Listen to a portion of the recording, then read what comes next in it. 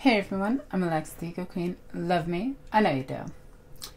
Anyway, welcome to an intro into the Tyranid army for Warhammer 40k. This is part of the Intro into 40k series. This is the third part. The second part kind of sucks, sorry about that. But it was like 90 degrees in my house and I was dying. Anyway, in this video, we will be focusing on the Tyranids, the extragalactic bug species that's hell-bent on devouring all life in the Milky Way galaxy. In this video, I will be going over the basic lore of the Tyranids, as well as how to play them on the battlefield. Are they good in terms of meta right now? What I like about them, what I don't like about them, and then finally I'm going to open up the floor to Q&A as well as some other things for future videos. Anyway, let's get started. The Tyranids. As I said before, the Tyranids are an extragalactic species of space bugs. Alright, let's try that again. The Tyranids are an alien race of space bugs. They were brought into this galaxy by an unknown reason. The most commonly accepted reason is during the Horus Heresy, a beacon was destroyed, and this beacon was bright enough and attracted the Tyranids to our galaxy. But records have shown that that Genestealer cult have been in the galaxy long before that. So it could be that they just so happened to find our galaxy. Or it could be the giant birth of a chaos god that lured them to the galaxy in the first place. There are also theories about them trying to escape a predator chasing them, or they are the creation of the old ones to end all life in the galaxy. The Tyranids themselves are broken down into several genuses that all work together using what's called the hive mind, a synaptic control of each and every single bug that controls their collective will. The Tyranids themselves are all hyper-efficient predators, and the biggest of all are usually the ones, well, in full control. The hive itself is controlled by what's called a Norn Queen. The Norn Queen sits inside of her ship giving orders to the Tyranids on the battlefield to overwhelm their opponents, destroy their opponents, and then finally consume them. They don't just stop at consuming organic matter. They actually break down planets for minerals that they need, such as irons and metals. When they do usually a 7-stage invasion to a planet. The ship rolls up after the Genestealer cult has done their thing. More on the Genestealer cult in a future video. Look forward to that. But after the cult has done their thing and attracted the Tyranid Hive fleet to the planet, they do it's mostly just a 3-part invasion. The first part of the invasion is the initial assault. They release thousands upon millions of gaunts onto the planet. Now, gaunts are, how to describe them? The cross between a velociraptor from Jurassic Park and a beetle. Fuse those two things together and you get yourself a gaunt. It's basically a hyper-aggressive raptor. Each and every Tyranid and their associated guns is a separate organism, and they work in unison. The first wave being gaunts onto the planet, followed by the larger synaptic organisms, first the warriors, the Genestealers, and various other Tyranid races, Tyranid species, up until they finally get to the later parts of the invasion, which is Part 2.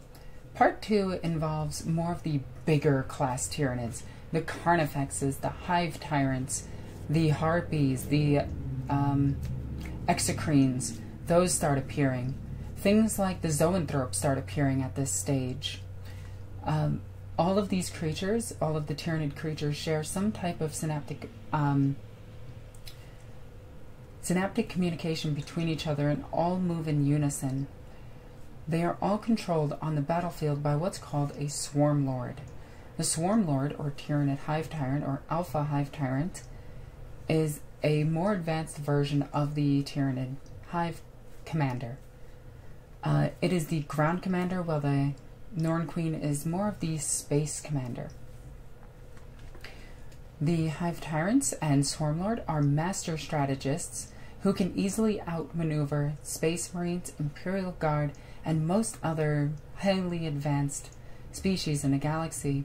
Even the Eldar are not safe from the Tyranids, as a creature known as the Doom of Malantai, or its more commonly accepted name now, the Neurothrope, destroyed an entire craft world, eating and devouring all the souls in their infinity circuit that was just on that one ship. The Tyranids are devastating because they evolve based on what they are fighting. In one sense, they can have acid-spewing guns, but if that doesn't work, they'll switch to larger, more plasma-based weaponry. And if that doesn't work, they'll switch to another strategy that will work. The Tyranids are always advancing on the battlefield, and once they make planetfall, it is very hard to get them off. Sometimes Tyranids will actually leave predators behind on the planets.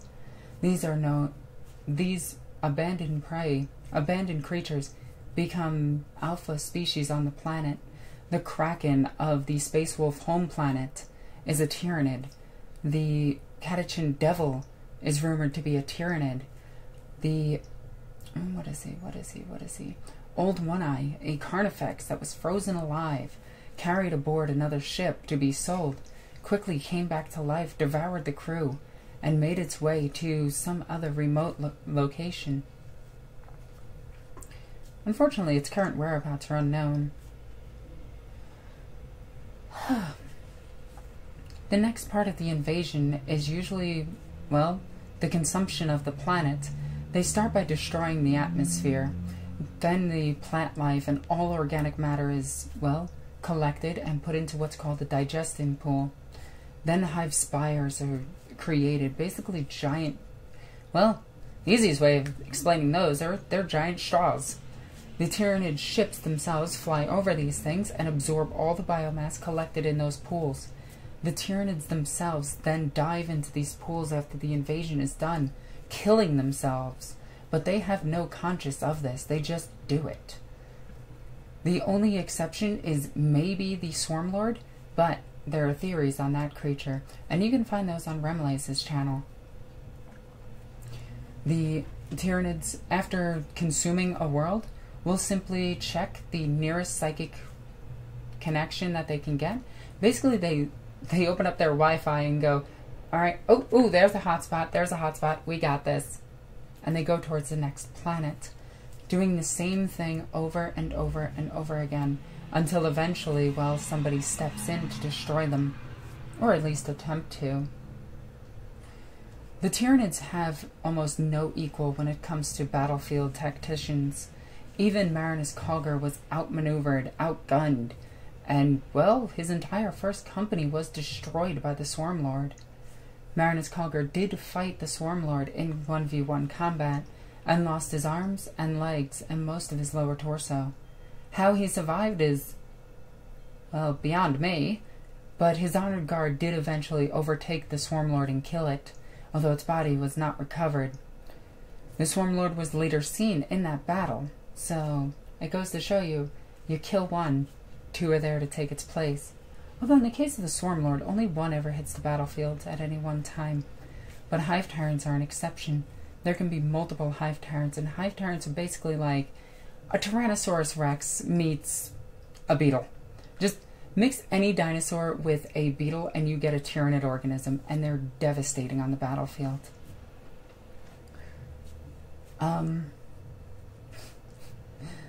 I really enjoy the Tyranids because they bring something unique to the tabletop. They bring an unquestioning, unstoppable, unreasonable enemy to 40k. They are the ultimate enemy. They are the thing that everybody needs to stop and go, yo, hang on, Necrons, I know what you're trying to do. You're trying to kill us. I get that. We're invading your world, but these guys are here to kill all of us. Oh, well, the Necrons are safe. Well, since Tyranids can break apart, well, metals, it would make sense that the Tyranids can also devour the Necrons. although that has yet to be confirmed. So more on that in the future once we get a story of Tyranids versus Necrons. But anyway, Blood Angels and Necrons had to put aside their differences in one of the most controversial Mat Ward battles. They fought side by side to defeat the Tyranids and eventually push them back. Their losses were too heavy for them to continue their war between each other, and they kind of just nodded and went, "Fuck it, let's leave." So, how do Tyranids play on the tabletop? Tyranids use a lot of shock and awe tactics or swarms. There's multiple ways of running Tyranids, but my personal favorite is dropping in three Trigons, and once they come up, they create this bubble behind them, a giant hole that more things can pour out of. I use that to bring in Genestealers or warriors, depending on what my opponent is. I personally do like a giant bubble of 10 warriors, as those are really effective this edition. On the back lines, I have my Hive Tyrants, my Zoanthropes, and my Swarm moving forward. If you don't want to do this tactic, you can simply bring in a bunch of things via their aptly named Tyrannocyte, or as it's nicknamed on my channel, the Pinecone Testicle, because that's what it looks like, and drop in a bunch of things onto your opponent. You can infiltrate the army to get a surprise on your opponent, or you can simply just bring too many bodies for them to deal with, running across the battlefield and devouring everything in your path. Are the Tyranids good in meta this edition? I would actually have to argue yes. They are easily a tier 2, tier 1 army, depending on how you build them. Personally, if you combine them with Genestealer Cult, they are a tier 1 army. If you go pure Tyranids, they're a tier 2 army. They're really good on the battlefield, they do their roles, and they do them very well. They're very good at shock and awe and alpha strikes. Late game is a bit difficult for the Tyranids, as most of their organisms will have taken damage, and thus not become as usable. Like, if a Hive Tyrant or an EgoqueenAlexis takes almost all of its wounds, the damn thing is going to be moving slow and, well, pretty weak. Easy to take care of. But early game, you can get this Swarm Lord right into combat and kill anything that it touches. The Swarm Lord is absolutely devastating in close combat and can deal a grand total of 28 damage. That is more than enough to actually kill a knight. Now, granted, that's statistically, well, that's very hard to do, let's just say. But when it happens, it absolutely annihilates almost anything that it touches. The Tyranids do suffer with one major weakness, and that is armies of all flamers, or people who know how to hunt Tyranids. If you kill their bigger creatures, the swarm tends to fall apart relatively easy, so you do have to protect your creatures. Alpha strikes are the way to go, in my opinion.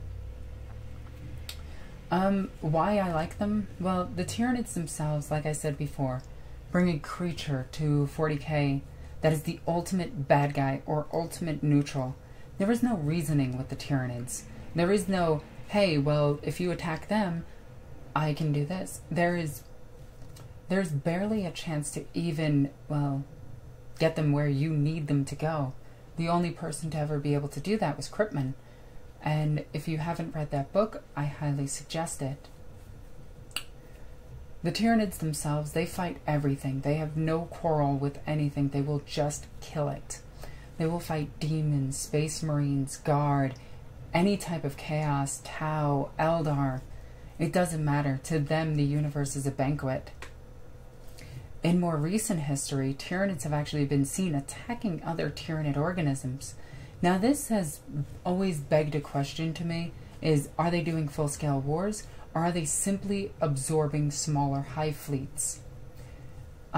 Each hive fleet does contain the entire collective memory of the Tyranid battles, so it would make sense that, hey, this lone ship is very weak. It just got done killing the Imperial Guard. Let's absorb it and see what it learned. Tyranids have an interesting ability that I really like. They have what's called the Shadow in the Warp. The Shadow in the Warp is this otherworldly ability that they have to sever the connection with warp space or using warp abilities. Psychers suffer the most as they hear thousands upon billions of voices in their head, each of the Tyranids screaming in their ears, and they usually lose control of their psychic powers.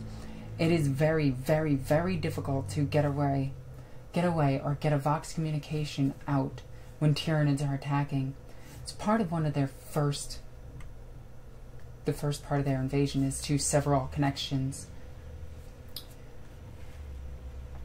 And I really like that because it can even affect immaterium, like demons. So I found that ability to be incredible. It's a very unique army, and that's why I really like it. What I don't like about the army, the army lists themselves are pretty cut and dry. You bring a couple of Hive Tyrants, you bring a couple of units, and you mostly do spam lists. Now, if you guys know anything about watching my battle reports, you'll know that I do like spam. I do love my Tyranids, and I plan to take them out very, very soon. Like, I'm really hoping to. But another thing that I really don't like about them is, in the fluff, they're kind of the punching bags of everything. If an army wants to look good, it beats a Tyranid. If a huge Tyranid invasion hits ball, a demon shows up and kills all of them. Void whales dive through their hive fleets and devour almost all of them, which is kind of funny considering they're known as the Great Devourers. I just find that amusing.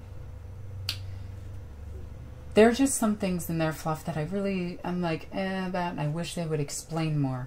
I would love to actually see a book on the Swarm Lord versus the Norn Queen, and see which one is actually in full command of the Tyranid units. My personal belief is that the Swarm Lord itself is in control of the ground-based units, while the Norn Queen is in charge of the fleets and everything, and uses it as basically its captain, its lieutenant, to go down and do what it needs to do. Because the Tyranid Swarm Lord has its own, it has a personality. It's an individual, which I think is personally really cool when it comes to 40k and comes to the Tyranids, because it shows that there's a little bit more to the Tyranids than just, I'ma eat it. Now, I'm going to open the floor if anybody has any questions on this really quickly. And also, people watching this at a later date, please comment in the comment section down below for the next army that you want to see. Keep in mind, we already covered 2 prior. We covered the Tal and we covered the Astra Militarum, Imperial Guard. So if anybody has any questions, please ask them now. Vroom, cars in the background. I hate this apartment at times. Alright, so it doesn't look like we have too many questions. I'm not gonna really worry about it. But if you have any questions on the Tyranids in any way, shape, or form, please ask them in the comment section down below. As always, I'm Alexis the Ego Queen. I love you guys. Bye!